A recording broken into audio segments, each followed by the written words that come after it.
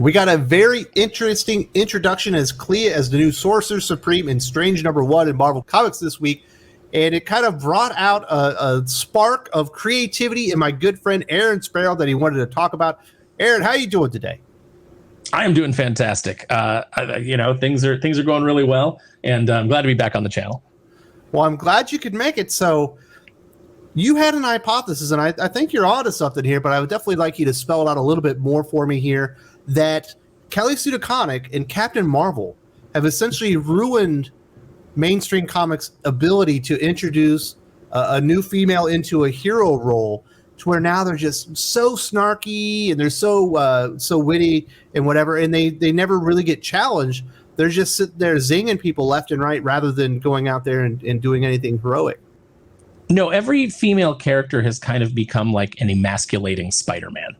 One of the reasons that Spider-Man's villains hate him so much is because he was that hero that, like, not only is he beating the crap out of you, but he is just roasting you the entire time that he's doing it. He's like attacking your self-esteem. And it seems that ever since Sue's Captain Marvel just became this completely, unlikable, emasculating kind of character who has to be right all the time and has to, not struggle, because what would that say about women if she actually had to struggle? Once a character kind of becomes representative, they lose their ability to be interesting, because you can no longer do anything interesting with them. You can't give them any flaws. You can't give them any setbacks, because what does that say about, the larger group that they're a part of?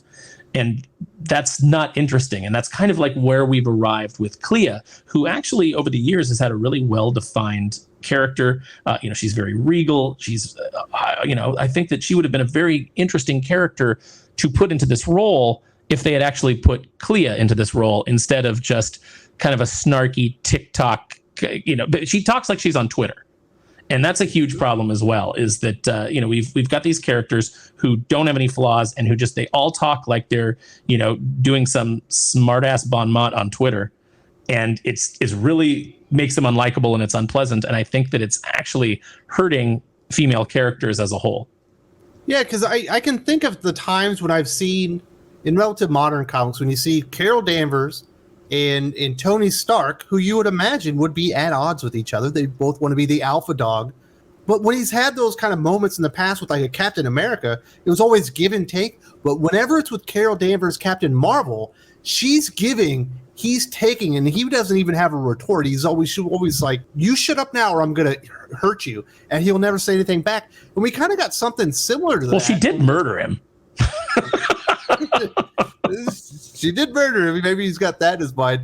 But we get something similar to that with this verbal confrontation that opens up the Strange #1, where we have Clea and Dr. Doom, who believes he has a legitimate claim to be the Sorcerer Supreme, and that she shouldn't be the Sorcerer Supreme. That feels like good natural conflict within the Marvel Comics universe. But she just shuts him down, makes him look like an idiot, and tells him to go cry back to Latveria. Yeah, this entire issue... it's a disaster from start to finish. There's been videos. Perch did a video about the art, and I talked about it on Twitter. Marcelo Ferreira, fantastic artist. I've worked with him on numerous books in the past. Just one of my favorite guys. Just super talented, super professional, always on time. Draws in a variety of styles. This guy, deserves far better than he's getting. As far as his editorial support. Just massacred his art on this issue. But aside from that, I don't think that the editor did their job with Jed MacKay as the writer. If I was editing this book and Jed turned in this script, which to me feels like a first draft, and it feels like they just went, yeah, good enough, good enough for who it's for. The way this issue should have been constructed, Doom having a claim on the Sorcerer Supreme, that's interesting. That's the most interesting thing that happens in the book. What should have happened is we should have had the story unfold, and Doom should have showed up at the end, claiming the mantle of Sorcerer Supreme. And then that should have been your second issue. Your second issue should have been the entire battle between Doom and Clea. And it should have made both characters look good. The only way that writers seem to know how to make their characters look good, and ultimately it doesn't, but the only thing that they seem to be able to do is, well, if I have Dr. Doom come in, who's a big deal, and then this character just completely nerfs him and makes him look like a dumbass, then my character looks good. No, that's not what happens. If your character doesn't face any challenge, if the villain doesn't come in, and Doom that should have been a knockdown, drag-out battle that took a whole issue.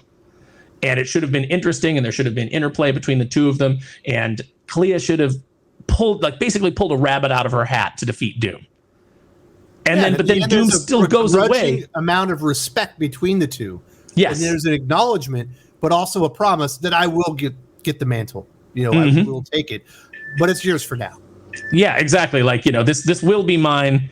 It's a temporary setback. Doom always has the thing where it's like, well, everything for Doom, every defeat is a temporary setback because ultimately Doom will be supreme. That's his whole shtick, his whole, way of thinking. And that should have come through. And, Clea's triumph should have been something that wasn't easy. It should have been something that, she really struggled and overcame. And that makes her more interesting, and that makes her more compelling as a character. But writers don't seem to be able to do that anymore. And I think it all goes back to kind of where we started with that Captain Marvel run. Every female character now is just this snarky, emasculating, like almost man-hating character, that has to just show up men all the time. And that's not my experience in real life. And I don't think that that's the way that most women are. So I don't think that these characters are connecting with women if that's what they're trying to do. And I don't think they're connecting with female readers, and they're definitely not connecting with male readers. And that is why they fail. This weird moment this week in comic books. I was going to review the first 2 chapters of Trial of the Amazons. I'm not going to do it. It's too boring. There's one thing that's interesting, and I already talked about it on the channel. But in the moment in this Trial of the Amazons #1, this never happens really in real life, but we have the new Queen of the Amazons, Nubia, and Hypolita has left the Justice League because Diana's returned, and now she's back on Themyscira. Certainly has a claim to the throne. You would expect perhaps a challenge or something like that, which is what this whole event is about. But there's an entire page or two of Hypolita telling Nubia how great she is at being queen, and that she's so good at being the queen that she doesn't even want to be the queen anymore. I'm just going to let you just keep that crown because you've done such a good job. And the characters are essentially verbally filleting each other. Well, it's actually only one way. It's Hypolita verbally filleting Nubia about how great she is. It's the old rule of comics: tell, don't show. The writer isn't capable, apparently, or doesn't have the room or doesn't have the interest to actually show us Nubia doing great things and earning the reader's respect. So the shortcut to that is, well, let's just have the character who has previously had the mantle tell them how great they are. And we've seen it with Kate Bishop, in the comic books. We've seen it with all of these replacement characters. Every time 2 female characters meet in a comic book now, the first thing they do is tell each other how great they think each other are. And that's not compelling. That's not interesting. And it's lazy. It's so weird with Hypolita. She was the queen for like thousands of years, if not maybe tens of thousands of years. Of course she's going to come in here and think, well, I could be the better queen. I did it for so long, and then you're the new queen. Perhaps you have her question her judgment a couple of times, and then Nubia does something that Hypolita wouldn't do, but it ended up being the exact right thing, and she has to acknowledge that she did something well and that she'll step back. Yeah, and it should be somewhat begrudging because that's the way that actual personalities work. I understand that we're dealing with a medium where, there's all kinds of fantastical elements like, people fly and people, throw cars around and have all these amazing superpowers, and that's not realistic. But the core of your characters should be realistic. It should be rooted in the way that people actually communicate and the way that, things actually work in the real world. I don't know if this is controversial to say, but when women meet in the real world, they're not automatically best friends. And sometimes they even don't like each other. Just like men. So there's a lot of natural rivalries. There's a lot of natural rivalries in the military. There's a lot of conflict, and there's a lot of feeling out. Sometimes you start out not liking somebody, you really can't stand them, and the next thing that you guys are friends because you found some common ground and you worked some things out. Those stories are always more compelling and more interesting than just we showed up and everybody's super best friends and you think I'm great, I think you're great, let's take a selfie, now let's go spend four pages like talking over cheesecake, oh my god, we're such best friends. I don't care. It's not interesting. Stop doing it. We're seeing so many mantle swaps nowadays, and everyone is doing these shortcuts. it always undercuts the new character that's moving in. They never end up proving themselves. They never end up earning the mantle or the respect of the readers, which is actually more important than the respect of the predecessor of the comic book, because the reader's respect is earned. You can place that respect on that character, and it might not work within the story, but they just want to take all these real shortcuts, never earn the mantle, and it comes off as incredibly lazy and just this weird, boring storytelling. Like, can we get in a Strange #1 or the beginning of Carol Danvers as Captain Marvel, where everything is completely unbelievable, and you just end up souring the character and almost poisoning them from day one. And again, it has to do with, the self-insert is, you're writing this as like, well, what if I was this character? This is who I'd want to be. I'd want to be this sassy, take no shit, character that just emasculates everybody that comes into my presence. I mean, I guess, Carol Danvers. Jed McKay? That feels like he was writing Kelly Sue DeConnick as Clea. Well, I think that I think that that's kind of the fear that's been instilled in a lot of writers, is that you can only write these things this way. If Clea has any challenges, then someone on Twitter is going to say, Clea had a hard time with Dr. Doom, and I don't think that, that's right, and blah, blah, blah. And then next thing you know, you got their 5 friends on Twitter with their 18 sock puppet accounts, all, starting a Fire Jed McKay hashtag, and he's got to deal with that shit. So, I don't entirely blame him. I blame the editor for not having the guts to put together a good story and say, Jed, let's do this. The editor should be supporting.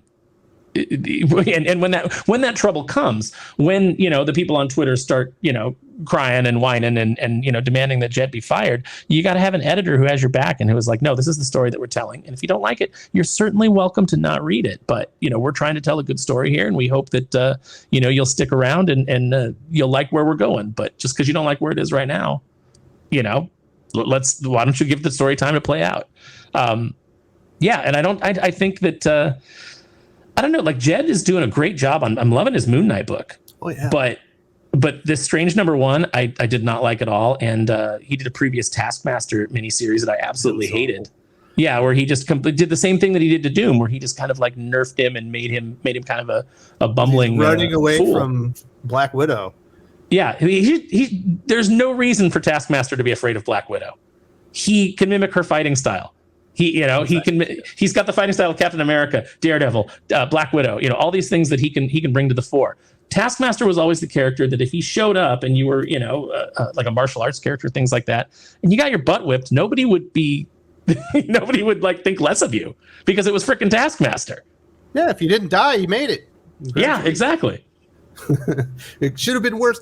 Well, how much damage do you think the comic books did to themselves by kind of elevating Kelly Sue DeConnick up, obviously several years ago, as this new like rock star in comic books that was kind of the future of comics? Obviously, long-term damage as far as introducing new characters within the big two in mainstream comics, but then Bitch Planet is almost destroyed any kind of new female writer coming into independent comics. They all want to do the next Bitch Planet, which never sold to begin with. Yeah, I think it has to do not necessarily just with the elevation of Kelly Sue, but just kind of like this idea of the rock star writer to begin with. And they elevated a lot of people who I don't think necessarily had the chops or were telling stories that deserved it.